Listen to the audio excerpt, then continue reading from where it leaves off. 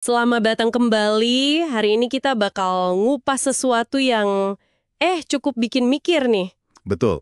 Pandangan Deepak Chopra soal persimpangan antara AI, kecerdasan buatan, sama spiritualitas. Sumber kita dari obrolan dia di podcast Jay Shetty ya. Kita mau coba bedah gimana menurut Chopra AI, realitas, kesadaran, sama masa depan kita itu ya nyambung semua. Persis.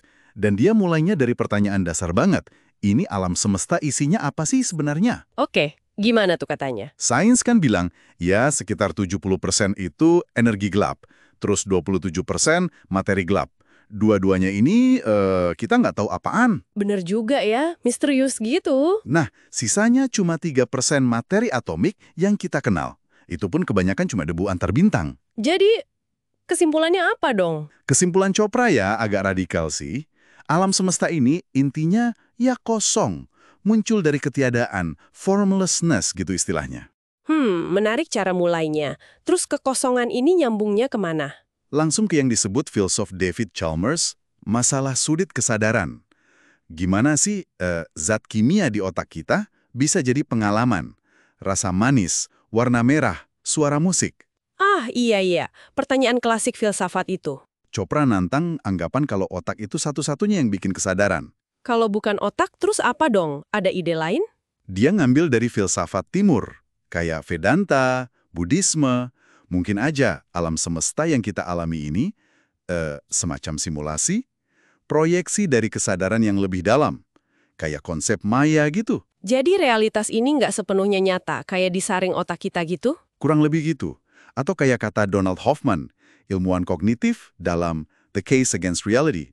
Otak kita ngasih user interface, bukan realitas objektifnya. Oke, mulai kebayang arahnya. Nah terus AI masuknya di mana nih? Katanya Chopra main-main juga ya sama AI?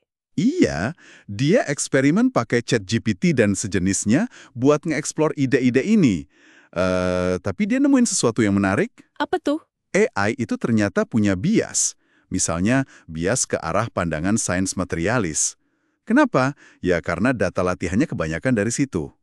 Ada juga bias gender, rasial. Wah, jadi bias AI itu bukan cuma error teknis ya, tapi bisa jadi cerminan bias kita juga. Bisa jadi begitu. Cerminan data yang kita jejalkan ke dia. Tapi di sisi lain dia juga lihat potensi gedenya. Nah, potensi apa aja tuh? Kalau kita kasih pertanyaan yang tepat, prompt yang pas, AI bisa jadi alat keren buat nyambungin kita ke sumber-sumber kebijaksanaan kuno. Veda, filsafat Buddha, yang mungkin AI biasa nggak terlalu fokus ke sana. Jadi, AI bisa bantu kita belajar spiritual gitu? Bahkan lebih jauh, Chopra mikir AI bisa bantu kita lompatin evolusi biologis. Mungkin buka akses ke kemampuan-kemampuan yang dijelasin di tradisi yoga, kayak persepsi ekstrasensori atau ngerti masa depan. Wow, ini udah jauh banget ya mikirnya ya, lompatan evolusi. Beneran dia bilang gitu? Iya, gagasannya memang besar, makanya dia sampai bikin AI sendiri kan, di pakchopra.ai itu. Oh iya bener, apa bedanya AI dia sama yang lain? Nah, ini unik.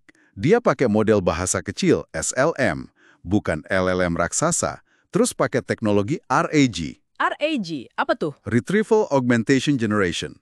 Intinya, AI-nya dilatih cuma pakai karya-karya Chopra aja, jadi fokus. Terus RAG bantu dia narik info terbaru yang relevan dari database-nya, jadi nggak ngarang atau halusinasi kayak AI besar kadang-kadang. Jadi tujuannya lebih spesifik ya, kayak asisten pribadi gitu? Betul.